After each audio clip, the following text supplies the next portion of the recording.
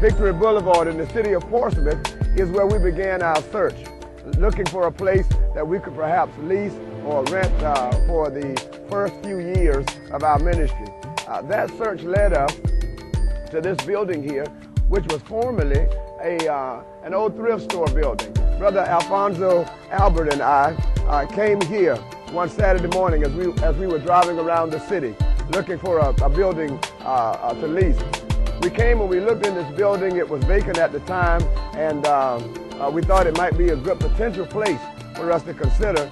And after we looked around the building, we were headed back to our vehicle. And one of the things that makes this place so significant and so memorable for us is that while we were headed back to our vehicle, there was over here on the sidewalk, there was a lady laying here on a piece of cardboard, obviously homeless, and we thought she was asleep. But as we were headed back to our vehicles, she sat up on that piece of cardboard and she said these words to me: "Don't worry about it, son. God is going to give you a place for your church." We had no idea how she knew who we were or what we were looking for. Perhaps she overheard our conversation while we were standing over a few feet away from her. We don't know why she said it, but I believe it was ordained by God that she would speak those words of encouragement to us as we were looking for a place and not sure where and when we would be able to find an adequate place for worship. After several weeks of searching around the city of Portsmouth for a building to begin our ministry, the Lord led us to this place right here on the corner of Florida Avenue and London Boulevard here in the city of Portsmouth, where previously behind me there was an old home that had been used as a Masonic lodge. There on September 1st, 1992, we would have our organizational meeting. 35 believers would join us here on that night, and we would agree together on our church charter. Catherine Tyler took the notes and became our church clerk, and Alfonso Albert, Matthew Lyons, and Dwight Tyler would be our first three trustees, and the second chapter of Acts, chapter 2 of Acts, and verses 42 and following would serve as the biblical basis for the principles of our church. Right here behind me, as you can see, there's a lot of development that has taken place in this community, but that home, that Masonic lodge where we would have our first 2 Bible studies and our first 2 worship services would be right here 16 years ago. Each time I drive by this particular place, I get chills because of the wonderful blessing that it was for us in the first 5 years of our ministry.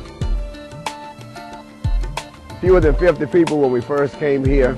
Our quantitative growth was slow but steady, but our relationships were strong, and there was quality and substantive ministry developing right here in this community. Here we would watch our music ministry grow to lead us in powerful worship experiences. Right here we would begin developing our Christian education ministry, really learning and growing in the faith and sinking our teeth into the Word of God and establishing a church that would be firmly built upon the Word of God.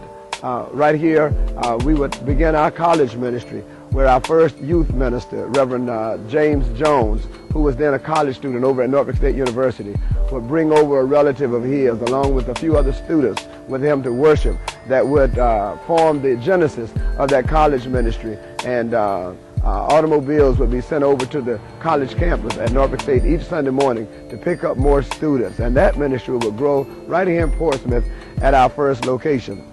It was a wonderful blessing that this congregation here at the Seventh-day Adventist Church would open their hearts and their home here in this church to allow us to worship here for 5 years, Sundays and Wednesdays. Interestingly enough, during that same 5 years, our fellowship ministries will grow in the homes. Our men's fellowship, our women's fellowship, our marriage enrichment ministry, singles ministry would meet in the homes. Our leadership council would meet in my home for our monthly leadership meetings. And then we would bring those relationships that we were building and strengthening in the homes to this place of worship on Sunday morning. And my, what a powerful time we would have for 5 years right here at this wonderful location. 5 years of worshiping over in the city of Portsmouth in the Seventh-day Adventist Church.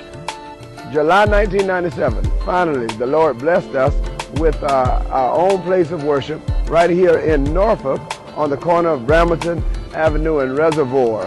Our realtors found this building for us that was formerly an attorney's office owned by a civil rights attorney by the name of James Gay, who was known for his hard work on the behalf of minorities in the city of Norfolk for many years. This building had been closed and abandoned for a few years, and 3,000 square feet of office building would become our first church-owned place of worship. From the outside, this building may not look like much, but it would be the building that God would use to propel us forward into the great future that He has for this church. That's right, this small 3,000 square foot building here would be the place where our congregation would grow from just a little over 100 people to nearly 400 people before the expansion into the new sanctuary.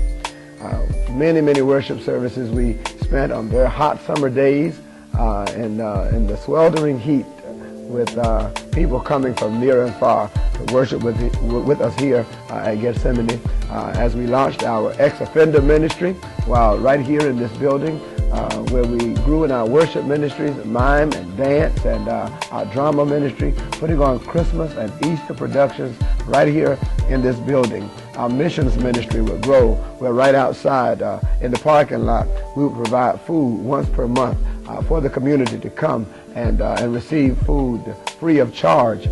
Also, our college ministry would grow as students continued to come from Norfolk State University as well as from Old Dominion University, and we would begin our outreach in the city of Norfolk, in this community, and begun to be known as a church that was serious about not only spreading the gospel, but about caring for the needs of humanity in this community. We would also begin acquiring the property next door. There were 5 lots that the Lord would bless us with in order to build our new edifice. And the first lot was given to us by a pastor who had inherited the land from his mother, who now pastors in the state of Connecticut. He would give us the first lot free of charge, and the Lord would bless us to acquire the additional 4 lots where we would build our current edifice and grow now to nearly 1,000 worshipers. We knew in 1997 when we purchased this building, but that it wouldn't be large enough to really accommodate the future of the church, but it would be perfect for that particular time in our ministry. And so immediately after purchasing this building, we began making plans to expand and investigating the potential of purchasing the lots next door. As I mentioned earlier, God blessed us to purchase the 5 lots that are adjacent to the building. We of course got an architect and developed plans for the expansion of the new building, and in 2004 we would begin construction of the new edifice. God used a group of people that didn't have a lot of church leadership experience. I've been raised in the church, and several others who are part of the organizing group have been in church from childhood, but not very many had church leadership experience. And so to see people who weren't really sure of themselves and people that didn't have all of the experience and the expertise just come together with a lot of love, a lot of trust in God, and a lot of commitment to the work of the ministry, and to be used in such magnificent ways to lay such a firm foundation for this ministry was just awesome to watch. It would take me all day to really describe all of the wonderful accomplishments and all of the awesome things God has done in the life of this ministry. We've been here in this building now since June of 2005, and we see the growth. People are coming from near and far, and God is using this ministry to minister to people from all walks of life. Our mission remains solid: to reach out to people with the saving love and power of Jesus Christ, and to build them up in the faith. The next phase of this ministry of Gethsemane is literally going to be one of a tremendous outreach and blessings to people all over this Hampton Roads region and community. Stay tuned for what God has to do next in the life of a powerfully growing ministry.